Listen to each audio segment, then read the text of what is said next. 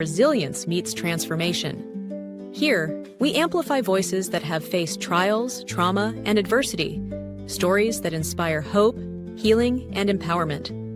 Every episode brings raw, unfiltered conversations with individuals who have risen from hardship, embracing faith, strength, and purpose. Join us as we break the silence, uplift one another, and emerge stronger together. New episodes air Wednesdays at 6 p.m.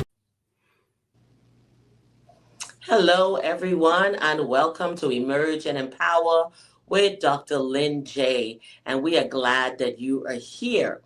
Now, as you know, Emerge and Empower is a platform for individuals to come on and share their stories of past traumas. I want to thank each and every one of you for your feedback. I want to thank you for being here. I want to thank you for when you are not watching when we're on, but you go back and watch it when we are not airing. And I truly thank you for that. And again, we are at 20,000 views. I could not have done that without you. So let's clap for you. Woo-hoo! You did it. It wasn't me. All right. You did it. It's your likes, it's your shares, and your participation. Continuously, we are sharing on both audio and visual platforms. So you can also find Emerge and Empower on Apple. You can find us on all the other audio podcast platforms. And I am truly thankful once again for each and every one of you. Now, we are in a season where when we look at the month of May, the first thing we think about May is, of course, Mother's Day, as we celebrate mothers. Many of you spent time to come in to be with your mom.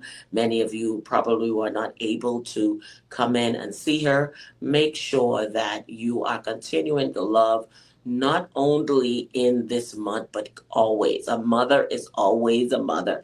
It does not change. That's one of the titles that never changes.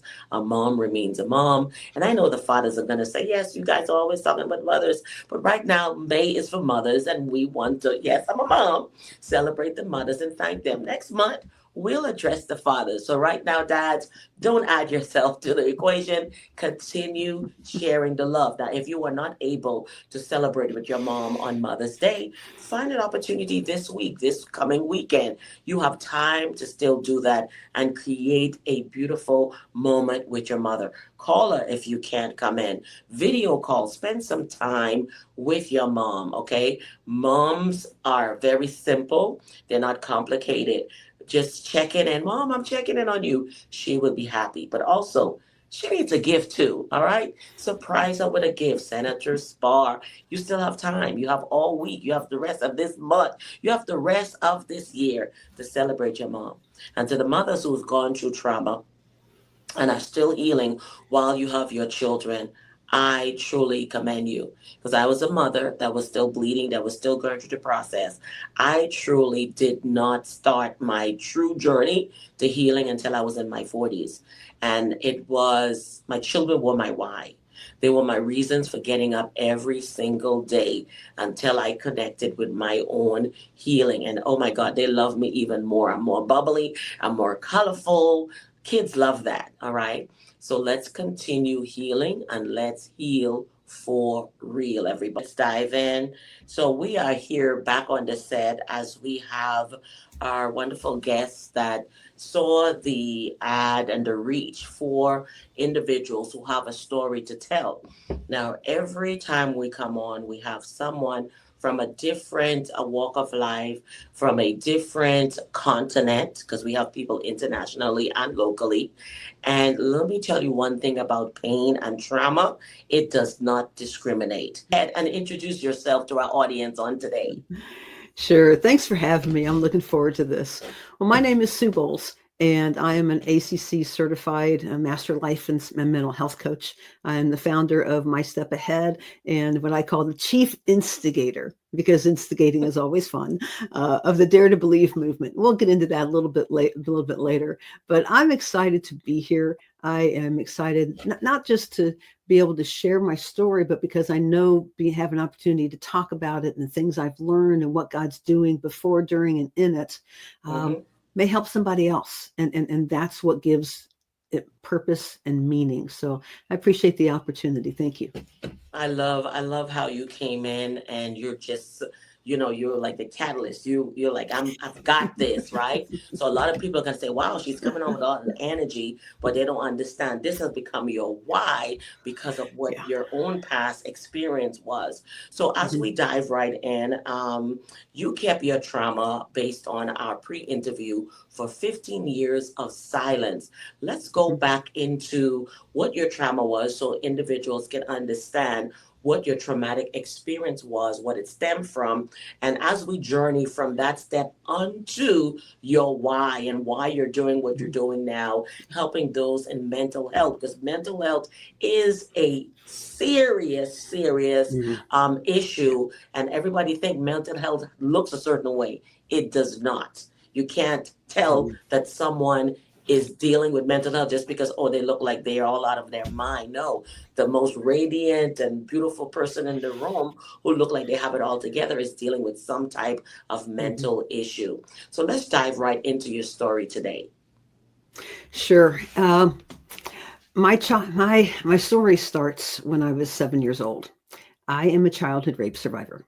I was raped by a classmate when I was 7 years old after first grade one day. And and I would say I'm finding myself getting a little emotional. That Mm-hmm. happens at times. And even though I've healed from it all, I will not say, please forgive my tears. I'll say, Right. thank you for understanding my Thank you tears for because understanding. this is still my story. Yeah, Yes. and it still affects me. So, And I having do said want to that, apologize for what you had experienced. I appreciate that.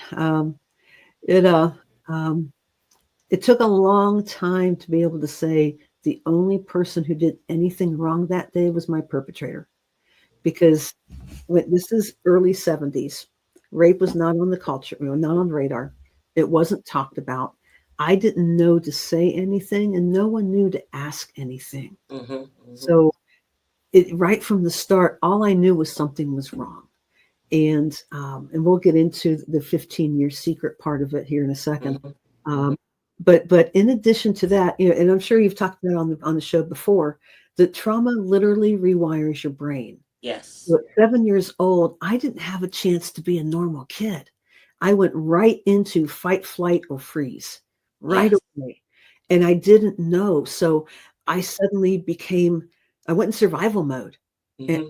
constantly not knowing that I was constantly on guard. And Wow.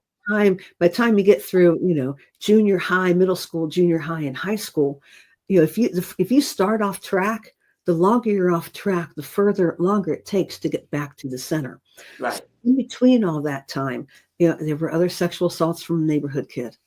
There's twice I considered ending my life. I struggled with depression. Wow. One point in time, many, many years later, I dabbled with cutting. But in Wow. high school and going into college, I developed an eating disorder. I am now 9 years in recovery from an eating disorder. This is Imagine. 2025. So hear that. I went into recovery in 2016. Mm-hmm. And we're Mm-hmm. talking about stuff that happened in the 70s. Wow. So trauma it just has tentacles that do not Oh stop yes. until Yes. you become purposeful and focused to get it to stop. Right. So So you were 7 years old. Now, mhm, did this happen at school or at home? hap- happened on the school grounds in the woods. I was walking home, and a boy enticed me into the woods, and I Wow. was 45 minutes late home. And mom came looking for me. My Mm-hmm. mom rescued me, and even then, it took a while. So she saw the person. No, no, because he went out.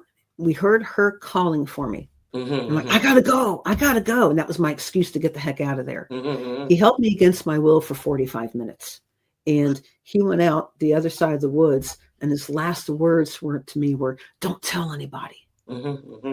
and I didn't, Mm-hmm. and I didn't know that I was putting myself in a prison. So Yes. she did not know, and it wasn't until decades later that I told my You mom. notice you said 15 years, but before we get to 15 years, because you just said that after that happened at 7, it didn't stop there, because when you speak to individuals who've experienced early childhood trauma, such as, as you went through, for some reason, it seems like it becomes a pattern and it's like there's a sign on you that says, hurt me or something, because it's like somebody already pick up, like, why am I being picked on? Did somebody say Right. something? So this was 7 years old when that happened, Mhm. and then you said it continued after, because we're talking about 15 years of silence. So in this 15 years, all of these things that happened. So you were 7. Did it and another incident happened at 7, or were you 8, 9, 10? Take us through your journey. It would have been early teens when the other stuff was happening because Oh, we moved when I was 11, and it was somebody in the neighborhood after we mm, moved. wow, So wow! Isn't that something? I truly, again, I apologize for what you had gone through. And a lot of people don't understand that, because as a child, first thing you're thinking is it's your fault. You mhm. know, uh, I thought it was something that I possibly had done. Okay. And so as a result, not only are you not telling, because now you're saying that people, friends, everyone was look at you differently. So what Right. was that process for you from 7 to the 15 years of silence? Mm. Well, and real quick, just I don't want to give any misinterpretation. Mm-hmm. The other stuff that happened from the neighborhood kid was sexual assault, but was not rape. So Okay. just to clarify that, Mm-hmm. Mm-hmm. but it doesn't make it any less important, and it Right. doesn't Right. make it any less serious. Mm-hmm. And I Mm-hmm. want people to hear me very clearly. Yes. Sexual assault is sexual It's assault, sexual regardless of assault. what it looks like. Yeah, Yes. exactly. Mm-hmm. So in between there, I didn't know. I was an angry kid when I was in seventh and eighth grade. Somebody signed my yearbook and said, Mm-hmm. "To the girl who's always mad." And Wow. I didn't realize. You read that, I'm like, what? But I didn't Mm-hmm. realize. Other people can see things that you don't see. Right. And I Right. didn't realize I had an anger issue. I was mad when I got to high school. I was punching lockers. I would punch a locker. One time I dented a locker. I Wow. would kick a wall. I mean, I just because there was just anger and I didn't know Mhm. where it was from. I've Right. since come to understand it.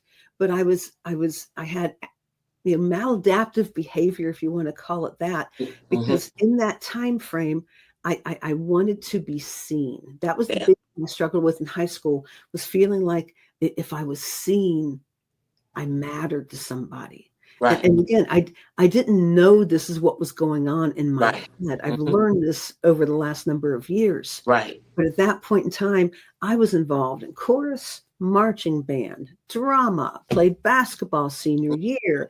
I mean, it was doing as much as I could. Mm-hmm. Just doing whatever I could to be seen, to be involved, to feel like I mattered. Right. And went off to college. And I think that's where things really started in college. Because when you Mm-hmm. go to college, that's where you're really starting to develop into adulthood Right. on your own for the first time. And I was struggling because that whole desire to have value and be seen was carrying over. Mm-hmm. So I was trying out for the basketball team. Can I say it helps to go to class to make the basketball team? Yeah.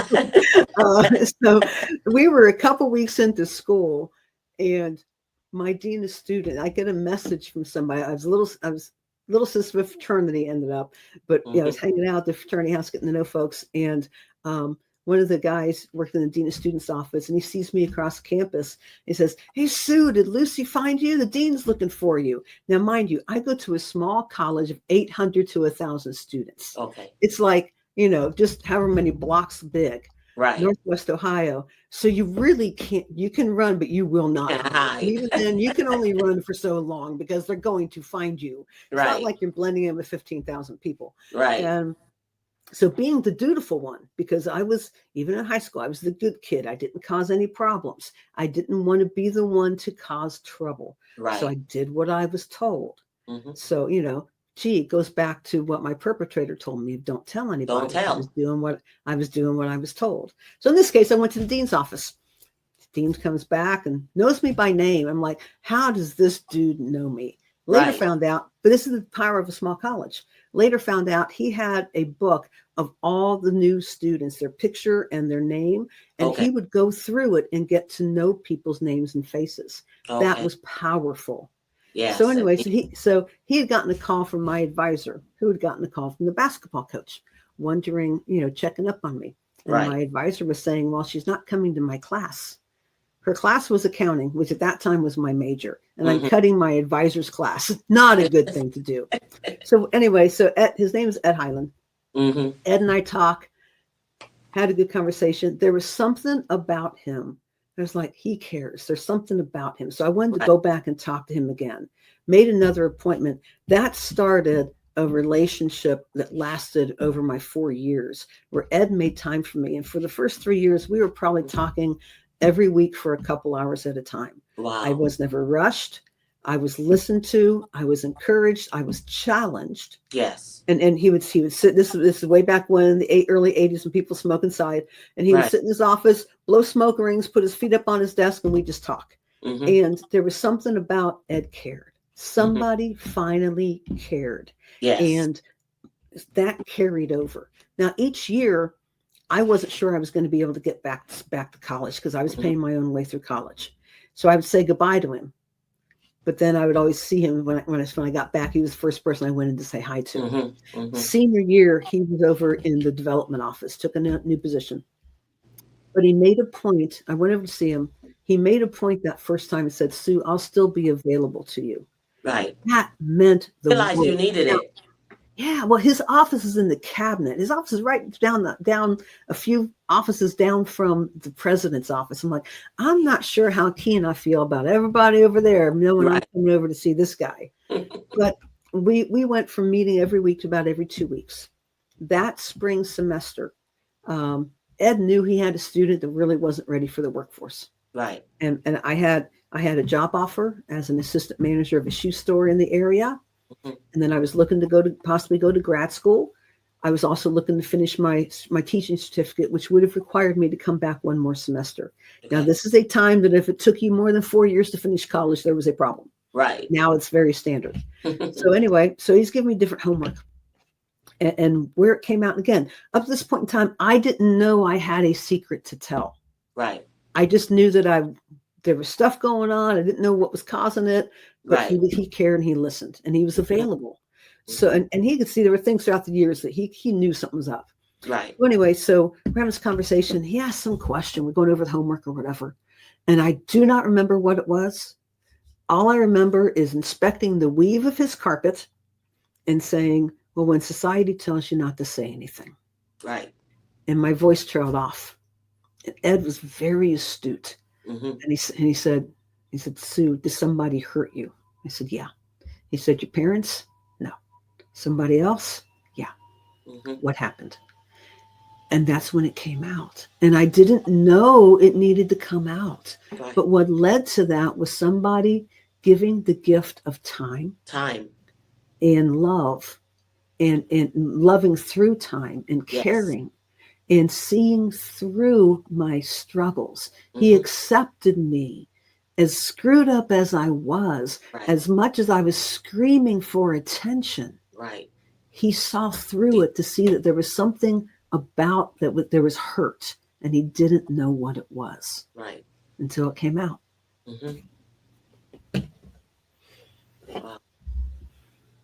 Wow. And now, as he's listening to you, you were able to go through the whole story, or you just said that somebody heard you? No, I told him what happened. He was the first person I told. And what was so, I didn't know I started my healing journey then.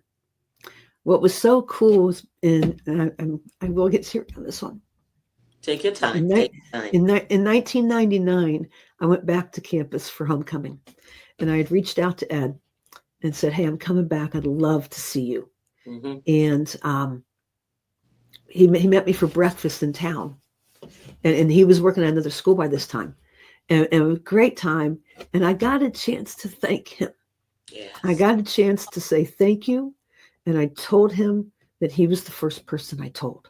Yes. And his response was, you're very kind with your words. Yes. Many years later, when I wrote my first book, I sent him a copy of it because I talk about the story of him. Right. Ed just passed away in November 2024. And I am Yeah, thank you.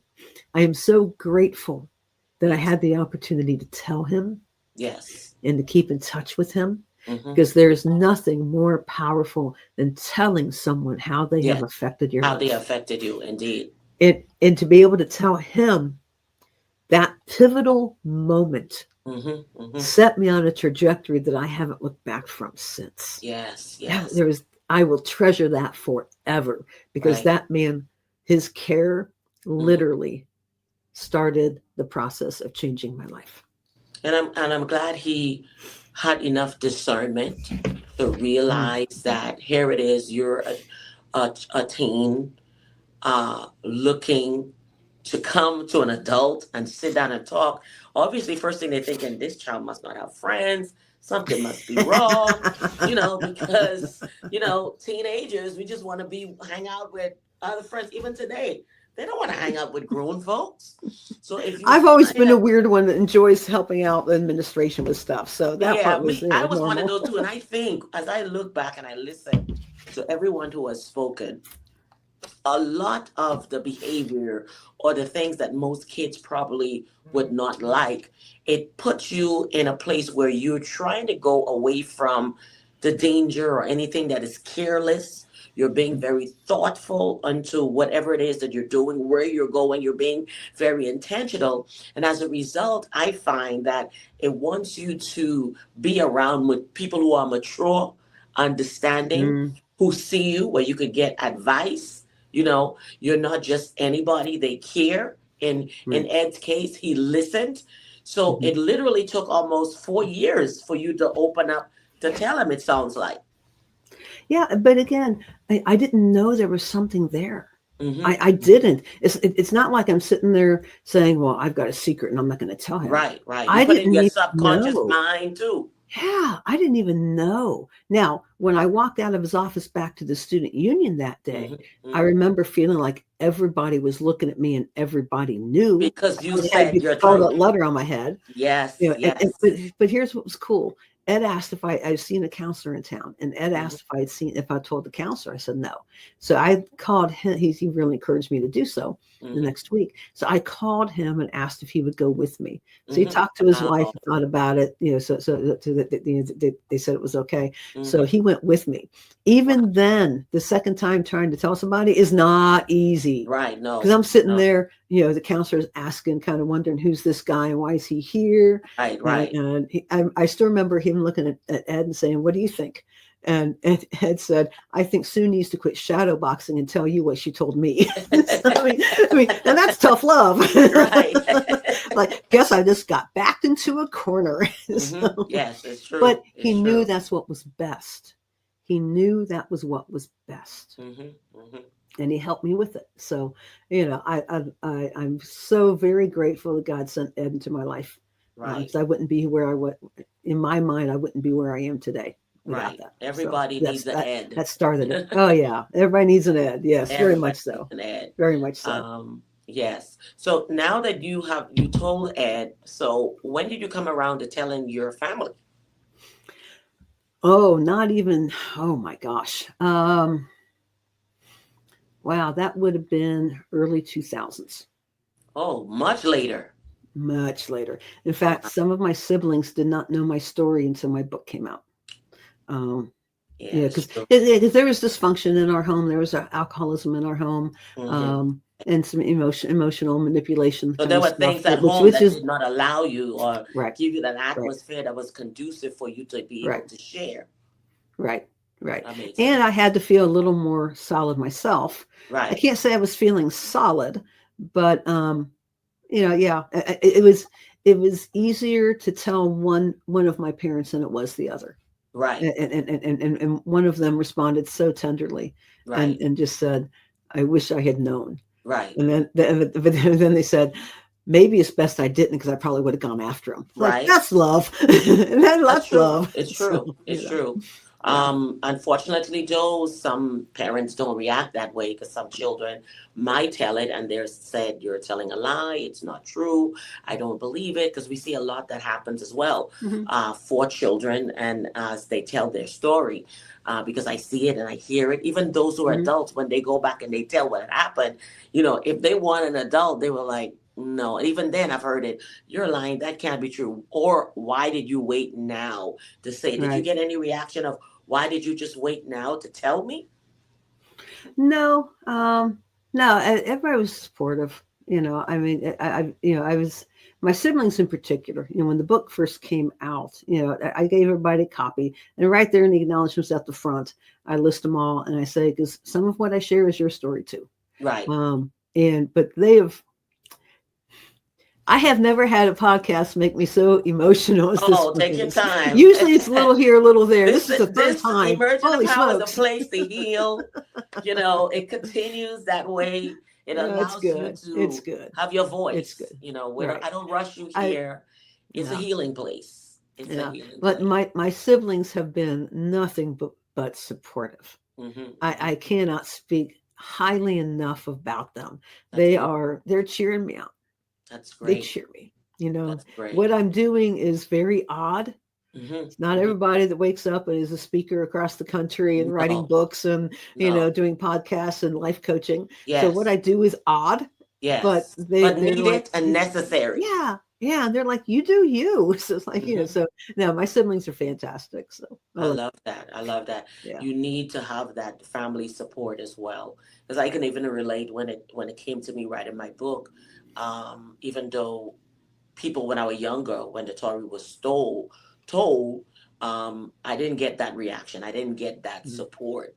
And Mm-hmm. so I became silent. It was like I was muzzled for years. Like Mm-hmm. as things continued to happen, what was the point of telling? Because you Right. knew what had happened and you guys still stayed in that environment, Right. still had the person around. My mom still was still the guy, had to leave the house. So you felt like you Mm-hmm. were alone and all by yourself. Right. So Right. in my case, like you, when I wrote my book, that's when a lot of all the other things, all my siblings even realized what was going on, you Right. know, Yeah. and And mhm. I'm sorry. I'm sorry. I cut Go you off. ahead. Go ahead. Oh, Hmm. one of the things I've seen is that, and this is the power of story, is that as I shared my story, it Hmm. has given siblings and others Right. courage to, kind of face some of their own stuff. Yes, That's all of true. us were affected by different stuff, and all of us have our Yes, own little secrets, and all of us deal with it in definitely. our own different way. Um, Definitely. but different people, in my life have Hmm. um, had the courage to say, you know what, maybe I need a little help in this. You know Right. what? Yeah, I never did talk about this or really deal with this. Maybe it's time for Mhm. me to go get a little support so I can just finally get it. And it's Yeah. like, what if me having that courage to share helps Hmm. somebody else? That's Yes, a win-win. That it is is. what this is It all is. about. It is indeed, because I always say, even when I go out to speak or I say something, I said if I reach one person, I've done Mhm. my part, I've done my job. Exactly. And Exactly. as you tell your story, even people who thought they knew you, or they were like, "Wait a minute, I guess I really don't know her." You Right. know. Right. So these are all the different things. So now, as the podcast is titled, "The Raga Muffin Redemption," all right? I love that, by The the way. Raga Yes. Muffin Redemption, Healing Yes. Through Truth and Faith. So Sue has told you her truth. All right. So now let's get into the ragamuffin. I remember growing up, we dealt with this word was like back in the 80s. Mhm. So let's get into the ragamuffin because how did the Uh, ragamuffin film and retreat experience mark a turning point for you? Because uh, it's titled Ragamuffin Redemption. So I let's love get that. right into this part of it. Yeah. So this is where things get really cool. So above my head, I don't know if you can fully see it. There's a Mhm. quote by a gentleman named Rich Mullins, and it says, "It's not going to matter if you have a few scars. It Mhm. will matter if you didn't live." Right. Now, Rich is a Christian musician who was killed in 1997. If you've heard the song "Awesome God," not the Phil Collins, not the Phil Wickham one that's out now, Right. but that is from the original one, Awesome God, Step by Step, were all by Rich Mullins. So anyway, so in 2014, there was a movie called Ragamuffin that came out, and it was based on the life of Rich. And I went to the movie. It was a hard watch. Those first 20 minutes, I'm like, just got something in my eye, Mom. Because we brought a bunch of our friends. I got tickets, brought a bunch of our friends too. And because I didn't want to be found out. That was a theme throughout my entire life. I didn't want to be found out because I didn't think I would be accepted. And I didn't want to have to deal with my stuff. Right. So later that year, the movie producer and the family and friends of Rich Mullins, who were all involved in the movie, decided to have a retreat. And that first one in 2014 was called the Ragamuffin Retreat. And it's now become Walking Stick Ministries. Mm-hmm. I went to that first retreat in 2014. Excuse me. There were about 50 of us there, 50 attendees. Mm-hmm. And the only thing we had in common was all of us had seen this movie and God had stirred something. So that first year, and even going to that retreat was a fight because I was supposed to be in Nashville to see friends, and God kind of kept pulling me. Mm-hmm. One of the things about this retreat is that they do a Facebook group for the people who are just going to the retreat. That first year, they boldly and gently asked us to share our stories so we can get to know each other. Now, mind you, I had not told my story publicly to anyone. Yeah, that's Ed knew, counselors knew. That was it. My family did not know. So I'm lurking in the room for about 3 days and encouraging others, commenting, and trying to stay under the radar, not be seen. And then you wake up one morning and the heart's pounding and you're you're starting to sweat and you're like, all right, it's my turn. So I got liquid coffee, liquid courage, put on the pot. And for literally a half hour, I'm typing out my story. And I'm like, I cannot believe I am doing this. Hit post.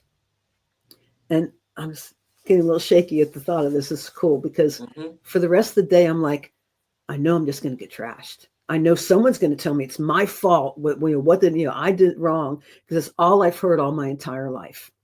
We are now 10 and a half years after that. I have yet to hear one negative comment. Not one. Instead, it is, you encourage me. You inspire me. I just want to give you a hug. Yes. You give me courage to share my story. Mm-hmm. So I went into this retreat, and my brother had served 18 months in prison for a drunk driving accident he took responsibility for. He had just gotten out in August. The retreat was October. And he's like, Sue, go to the retreat. It's my thank you. Go. I want you to go get away. So and what really sparked it was a conversation he shared with somebody that he had with somebody in town. He ran somebody at the grocery store. This is shortly after he got out of prison. He's home. He lives here. And I said, man, I haven't seen you for a while. Where you been? He said, in prison. Mm-hmm. And I was so struck because here I am living a life of secrets. Afraid to be found out. And in my judgmental mind, if anybody had a reason to have some shame about the story, was my brother. Be him. And he's like, I was in prison. Yeah. I screwed up. I own it. So I shared that with my counselor and I said, I just want to be authentic. Get me ready. Yeah. And we spent 6 weeks dealing with all my fears. Wow. So by the time I get to retreat, it's kind of like everybody knows what I'm dealing with. Right. And God did a work. That first year, I had to own my story because I hated my story. Yeah. And it came at a very pivotal time where literally about 5-10 minutes, I am just crying in a room full of 50 people in silence to the point that the leader says, it seems like God's really doing something here. Let's just keep continuing to pray. And nobody said a thing. Right. So that first year, I went in calling myself the holy exception. I had bought the lie that I was too screwed up, too far gone, and a total waste of space. And I'm starting to implode again because this was also the year we were dealing with the rape for the first time. Yeah. Wow. Having an eating disorder, emotions are not the friends of eating disorders. No. So my life was in turmoil and I was spinning and I was just trying, desperate to hang on. So that first year I went in calling myself the holy exception. I left there saying and starting to believe for the first time that Jesus Christ not only likes me, he loves me. Yes. And he's head over heels in love with me. That was the starting point. Things built from there. The second year, I had to grieve my story. Every story has loss. And Yes. every loss is worthy of being grieved. Grieved. So the Yes. second year, I had to grieve my story. And through that, I was able to start letting it go. Yeah. The third year, 2016, the nugget I walked away with was I am valuable to God. Yes. And that Yes. is when things started to change.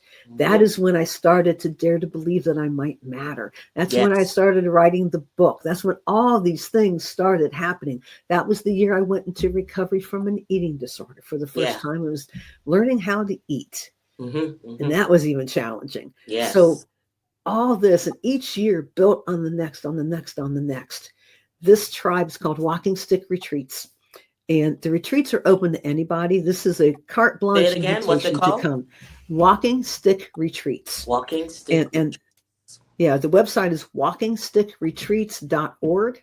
Our next 2025 retreat is in September in Lynchburg, Virginia. All right. We'll Registration's open provide now. that in the. We'll That'd be provide that great. in the That'd be bio. great. Registration's open now. So I'd Okay. love to see you there and we can talk over lunch.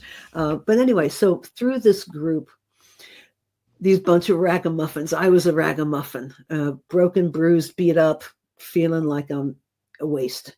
Yeah. And God, God redeemed. He's kind of in that business. And Yes. through this, I took a chance on love. That's what happened.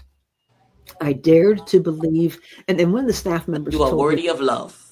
yeah, one of the staff members told me later that she kind of saw the first retreat as a kind of Hail Mary for me of Hmm. was I lovable and could God love me? And that's when things started to change because there is nothing magical about retreat. The staff gets out of the way and lets Holy Spirit do his job. Yeah. That is what happens. Hmm. And through that, my healing journey has come through retreat. God speaks to us in languages we understand. To me, Yes. it's music and retreat. And each year, there has been something. We had retreat a month ago that Hmm. was just off the charts of what God did in my life Yes. to continue to speak to me, inform me, and direct me, and Right. just give clarity. So that movie in 2014, and I am just one story. There are so many, even within the retreat community, and so Hmm. many more we don't even know about that were Right. affected by that. But that movie gave me permission to share my story with somebody other than a counselor who Right. was bound by confidentiality. Right. Because that was the first time I told it to somebody else. And Hmm. that was the first time I wasn't judged for it by For anybody. telling it.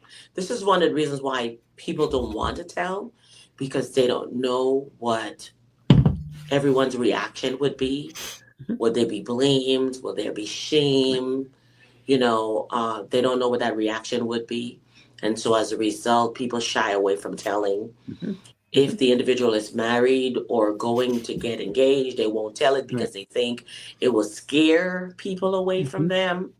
Or on the other way around, there are people who are going to take advantage of you, Right. when they know that Right.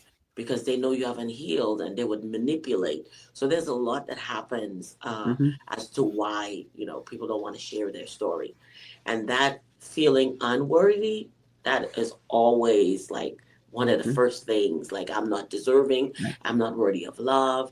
I shouldn't have good things. I shouldn't be Mhm. happy. So all of Right. these things are there. And, so I like what you said. What you did was you stayed busy. You were in all of these classes. You participated in everything because you stayed busy because staying busy kept your mind off of your own Right. secret.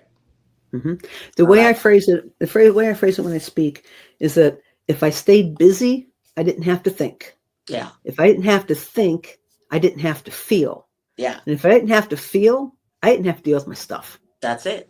I was running from me. That was what Yes. happened. Yeah, and anyone that's watching right now, you're probably that person running from you who don't want to Mhm. tell, you're still going through this. It's time because once you come and confront it, to look at you, don't run away from you, deal with it. Healing is beautiful. Listen, healing is free. Healing is colorful. You want to wear colors. You see me, I love ladybugs, you know, and today I decided to wear a ladybug because this is how I feel. It gives me joy. I was deciding Mhm. color, uh, uh, whether I wanted to wear yellow orange, green. Right. So I wear my colors, but before I stayed away, I blended in. I tried to find the simplest Mhm. color, something that would not bring any attention to Right. myself. So healing actually is a beautiful thing. Healing is a glow, you know. And I have a journal that says let go and glow, because once you let Mhm. it all go, you truly shine. All right, you start loving yourself and actually start to even find yourself funny, you know. Now, healing also is not for faint of heart because it Yes, is work. yes, you have It to is confront it. hard work. It's a And process. healing can't happen alone. No, You no, didn't get that way by staying alone. no. Or I should say, let me back up. You got that way by staying alone, Mm-hmm. by isolating, by keeping Actually, the hurt to yourself. And yeah. do not hear me saying that anything that happened to you was your fault. I am not saying that. No. I'm saying that our normal human reaction to pull in and to withdraw Mm-hmm. serves us for a time for survival. Yes. And it's only supposed to be for a time. And Yes. when we hold on to it for too long, it has worn out its time, and then it Yes. starts doing us damage. It is at that point that healing needs to involve other people so Yes. that you can experience what you need to experience in terms of love and acceptance and healing, because you haven't gotten it yet. No. Healing happens in community. Yeah. Community does not happen in isolation. Yeah. Yeah. And you have to find someone, first of all, that you feel Mhm. comfortable with, like Sue had a Ed. You have to find someone to be able to share it with. Some people find it's easier to tell it to strangers than anybody that they know. There Right. are, we live in a time now, not like the 70s, 80s, or even 90s. We have platforms, groups, you know, that you can get into and find your community. You know, some of the local churches have groups that will continue to help you. The community have centers to help. So that help is just right there. You just have to make the decision. Today it starts. It starts Mhm. today because I don't want to continue this way. All right. Right. So you did tell us about the Ragamuffin film. And so let's now get into what inspired you to start your Step Ahead and Dare to Believe movement. My step ahead. Our message is you only have to be a step ahead to help the person behind you. And what that is about is realizing that you don't have to have it all figured out. You don't have to have arrived. You don't have to be perfect. That you have life experience now Hmm. that can help somebody else while you're still figuring it out. Right. So for me, I have my counselor. So I'm reaching out to Amanda. But there may be somebody behind me that's just starting a journey or somewhere in the middle of the journey that I've gone through. Right. So I'm reaching out to Amanda while I'm reaching back to help somebody else. And we have a Hmm. human chain of support. The whole Yes. thing about my step ahead started the second time that I was considering ending my life. And that was when my parents divorced. Wow. And I was on a ski trip in So that in Colorado. itself is another Yeah. form of trauma. Yep. So I was on a ski trip in Colorado with a camp that I worked at. And a dear friend of mine is named Billy Sprague. He was a Christian musician in the 80s and 90s. And he was on the trip. We had lost contact for 3 years. His fiance had been killed. We lost contact. Wow. Killed before she was on the way to surprise him at a concert. He was a Christian musician. Wow. He found out right before the show. So we lost contact. We established contact again right before this trip. So we're there, and I looked at him and said, I need to learn from something you've gone through. And we're talking the last day when we're else down slopes. And I said, how do you go on living when all you want to do is die? Hmm. And he said, what's going on? And we just started talking. And Hmm. at the end of the conversation, he shared a story. This is where the first part of my step ahead came in. Hmm. He shared a story how when he was going through everything with his grief, that he had a friend with him who was really encouraging him and had him watching his boots in the airport. And with each step saying, one more step, one more step. Just one Wow. step. I can get there. One more step. Hmm. I can do this. I can make this. Right. And at the end of our conversation, he said, that's all I know to tell you, Sue, step by step. So not knowing there was a song by Rich Mullins going to come out years later called Step by Step that dear to my heart. But that started it. And Billy had me watch my boots when we're going down to the ski slopes. And my Wow. first thought was, God, it is a long journey and I am not going to make it. Mm-hmm. And that was 1991. And here we are into 2025. Oh, yes. The other half of my step ahead was after my first few retreats. I'm at church and Dale's talking about discipleship and growth. And he posed the question, said, what does it take to help somebody else? Mm-hmm. How can you help somebody else in their journey? He said, you only have to be a step ahead. So I married those two together because I latched Beautiful on. concept. That's what it's about. Because I'm on a mission to break the stigma around mental health. Mm-hmm.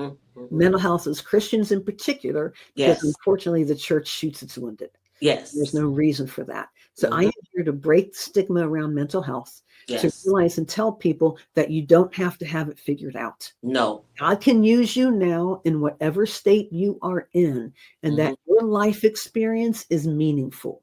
Yes. No matter what has happened to you, through you, or for you, or Mhm. from you, your life experience is meaningful and God can use it now. That Yes. was the purpose behind my step ahead. Now, 2022, I think it was 2022. I have why you lose track. Launched the Dare to Believe movement. And that's because when I'm with my coaching clients, as I said, I'm a life coach. When I'm with my clients, when I'm out speaking, and the best part of speaking is when people come up and talk to you afterwards, either at your Right. table Yes. or on the stage or whatever. And I love that because if they're willing to share a snippet of their life with me, I am all. Right. Mm-hmm. And I started hearing whispers of doubt of, oh, but you don't know what's happened to me. Is it too late for me? Oh, Right. but I can't. Oh, but this. And I realized that as I really started stripping it down, it boiled down to one question. And this is the crux of the Dare to Believe movement. Mm-hmm. How do you answer the question, do I believe that I matter? Yes, others believe in you. Yes, that is important. And it's not enough. Because until you can answer that question, do Mm-hmm. I believe that I matter? In a positive, affirmative, bedrock way, the Yeah. hard life truth is permanent life change cannot and will not happen. Right. So what's that look like? I believe I matter tomorrow when I have my appointment with my counselor. Yeah. I believe I matter when I go out and cut the grass because I want my house to look nice. Yes. I believe I matter when I sit down and have coffee with a friend because I believe that person believes I'm worthy of my time, Yes. that I'm worthy of their time. How you answer that question shows up in so many different ways. Mm-hmm. I believe I matter when I go to school, when I Yeah. pay the bills, all these little things that we take for granted, Mm-hmm. all find the answer to that question. I The believe. Dare to Believe movement is all about empowering people to not only address the challenges of what's the Mhm. hang up for why I can't answer yes. Maybe I'm just saying maybe, or I think, or I hope so, but I can't Yeah. say yes. We help them start working those through. The website has downloadable free access worksheets and articles that right now deal with fear and imposter syndrome. We're working on stuff about boundaries and Imposter syndrome is a big deal. Yeah, so that Yeah. people, if they're not ready to pick up a phone call yet, they can download these articles and worksheets and kind of just start doing a little bit of their own work. Mm-hmm. Because until you can answer that question, yes, Yes. things aren't going to change. So that's No. the heart behind it all. It's true. It's true. So true. So writing your story, as you wrote your story, because now it's for public, Yeah. and at the time, family still did not know. Right.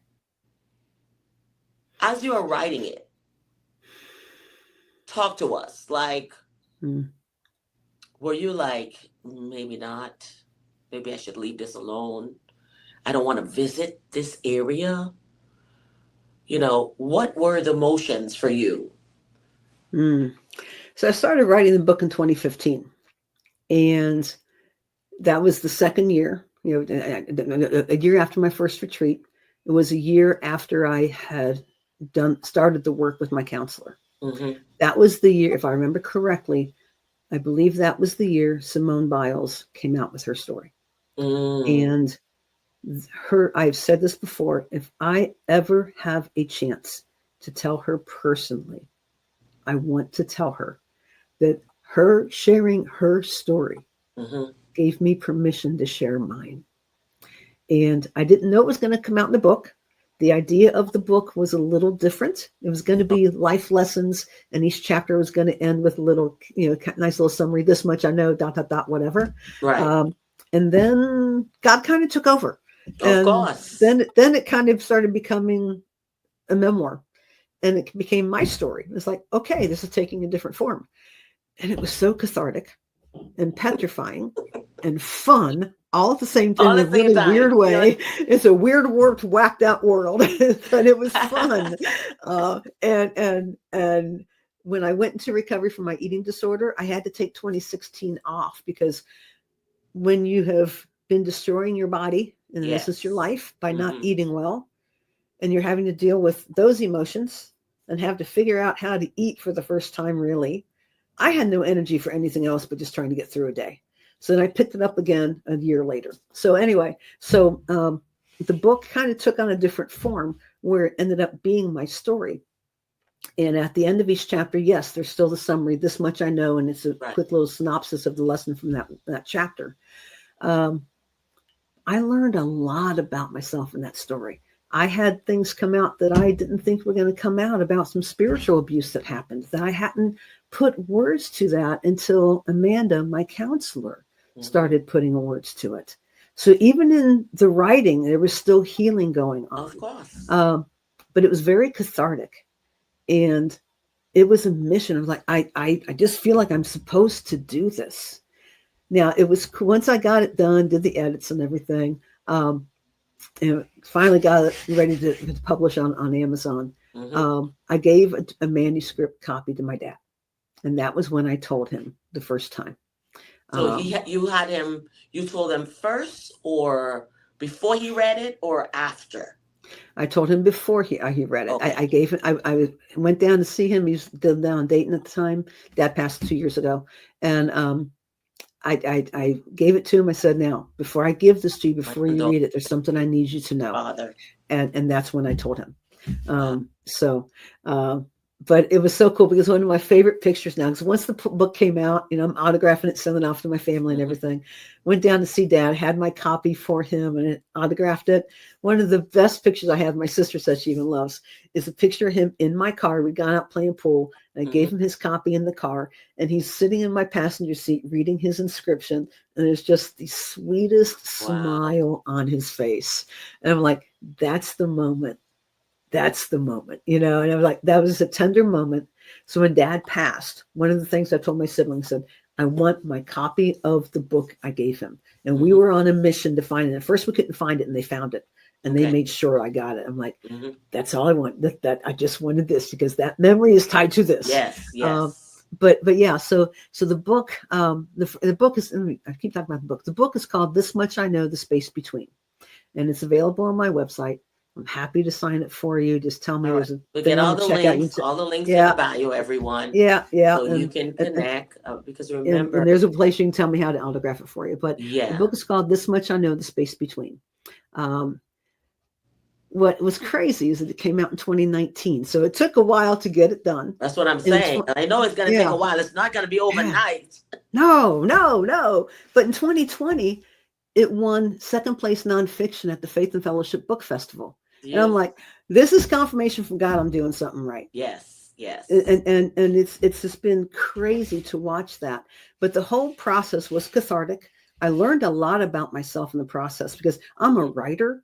And when I'm writing, and you're just writing your story, and just things just start coming. Things just coming. Clarity, memory. Didn't know this. You don't even, like, how did I remember that? It's all the details. The thing for me was the connections. Yes. Of that's when I was writing my book, is when I started to realize that process of if I didn't have to think, I didn't have to feel, that whole thing. I learned that from writing the book and reading what I was writing. Because Mm-hmm. sometimes when you're writing, it becomes an emotional thing. So it gets the logical brain out of the way and Yeah. more stuff comes out. Right. Wow. Well, Sue, I do believe that we have our viewers, whether they're watching us right now, whether they're watching us a month from now, whether they're watching a year from now, they will find healing. And for those who are searching to see if there's someone who even come close to your story, if Sue is that person on today, I would like for you to reach out. And as you are in the Please. comment sections, just encourage, all right? Like I said in the beginning, healing is continuous. You heal every day. There's something new that you're realizing, aha, this is what caused this. And now you can face that and you get rid of that. And you come here and it's continuous, but it's beautiful, right? So what you also need to do is once you said yes, okay, you have to trust the process. No one says that the days are always going to be the greatest days. You're going to have low moments.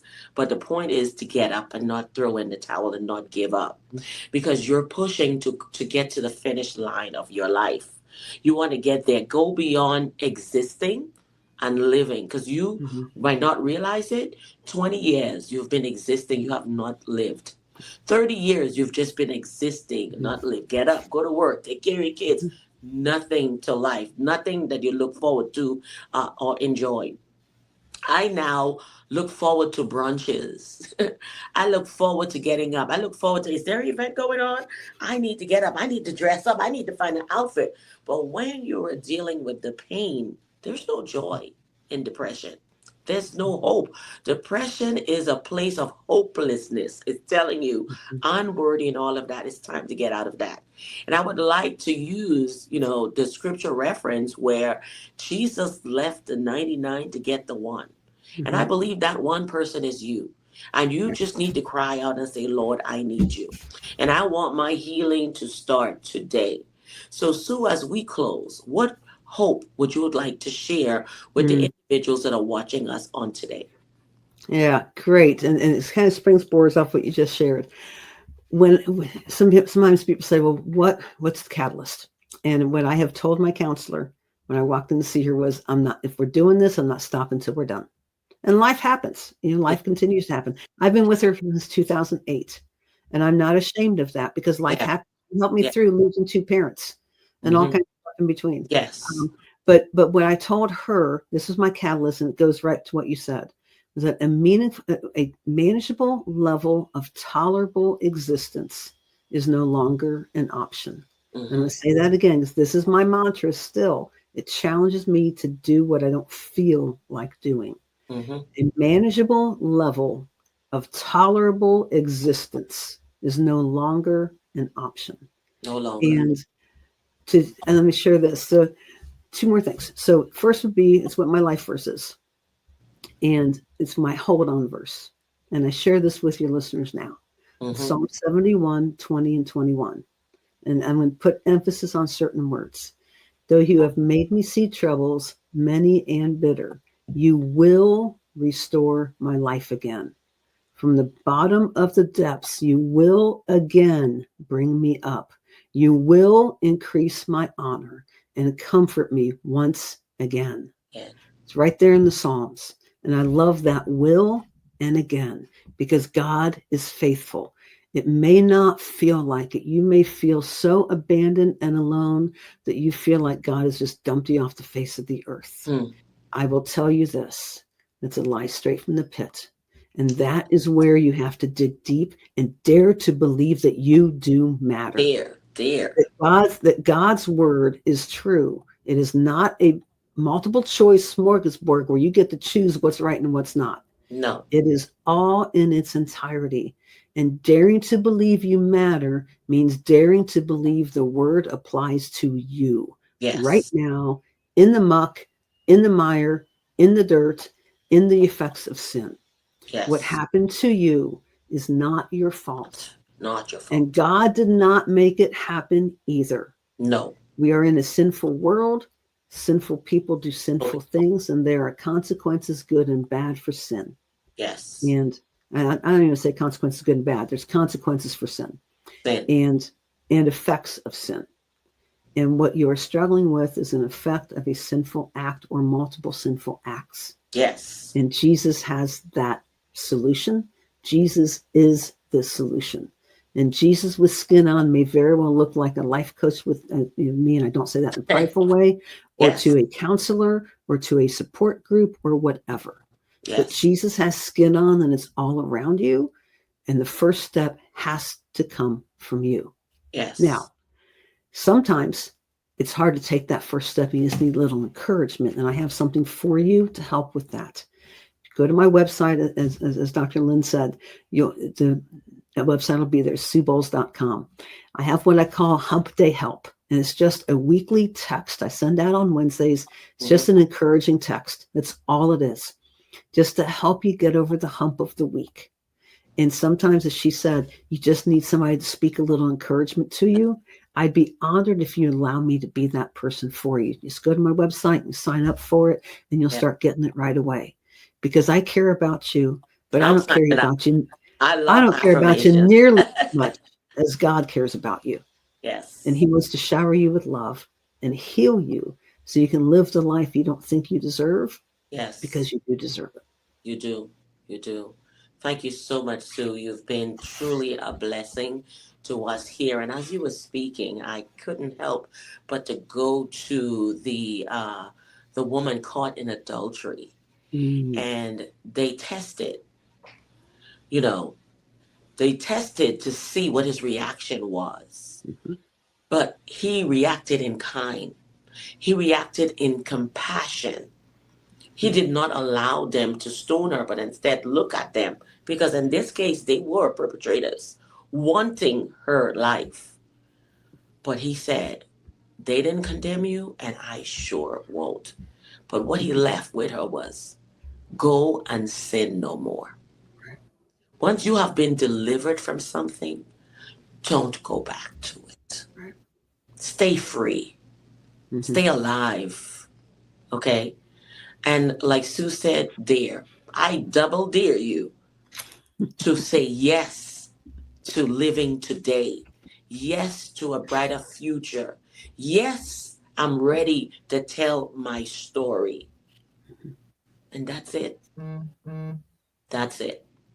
So, again, Sue, I thank you so much. And I don't believe this will be the last time, because she'll be coming back.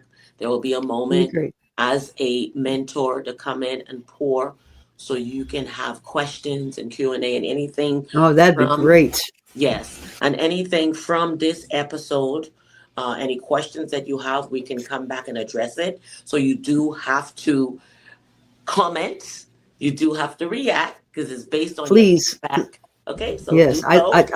I'd love to interact with you guys. I want to hear what you're Yes, thinking. What are your questions? What are your yes, doubts? Let's talk, yes, because yes, we can't help each other towards the cross without yes. talking first. And you can do this in the privacy of your home. You don't have to be in a public space. So if you are looking for someone, you didn't find anyone, you can either reach out to me, or you can reach out to Sue, Please. whichever Hmm. person that you feel, Yes. you know what, you find relatable and Hmm. comfortable with. Right. That is what Yeah. we're here for. We don't Hmm. need your details. We don't need your street address. We don't need anything of that. We just want to go back into that place and time that you once dealt with that trauma, and just deal with it so that you can heal for real. All right? Right. Heal for real. I just want to pray. Father, in the name of Jesus, I thank you. I thank you for this session. Father, I feel like the wells of healing have been poured. I Mm. feel like the bandages have been taken off. I feel like the stitches, Father God, have been addressed in this episode. And I believe in truth that healing has begun in this space. Where you are in your car, where Mm. you're sitting on the couch, whether you're just at a park, wherever you are watching this right now, the Holy Spirit is there to minister unto you. And there are destiny helpers available that God will send your way, that's in your community, online, wherever it is. Accept that. Accept the help. because, like Sue said earlier, we cannot do this alone. But the Holy Spirit, oh my God, sweet Holy Spirit, fill your children's heart at this time. As the tears flow, the shackles fall off, the chains fall off. That dark pit has opened and light has come in. In Jesus' name I pray. Amen. Amen. Amen. Thank you so much, Sue, for Thank being you. here on the set. And everyone, stay tuned for more. And again, Emerging in Power comes on Wednesdays at 6 p.m. and every other Saturday at 6 p.m. for our bilingual audience. A platform where resilience meets transformation. Here, we amplify voices that have faced trials, trauma, and adversity, stories that inspire hope, healing, and empowerment.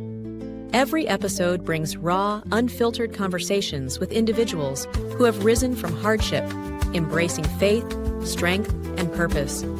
Join us as we break the silence, uplift one another, and emerge stronger together. New episodes air Wednesdays at 6 p.m. English and Saturdays at 6 p.m., with select Saturdays in Creole for our Haitian audience.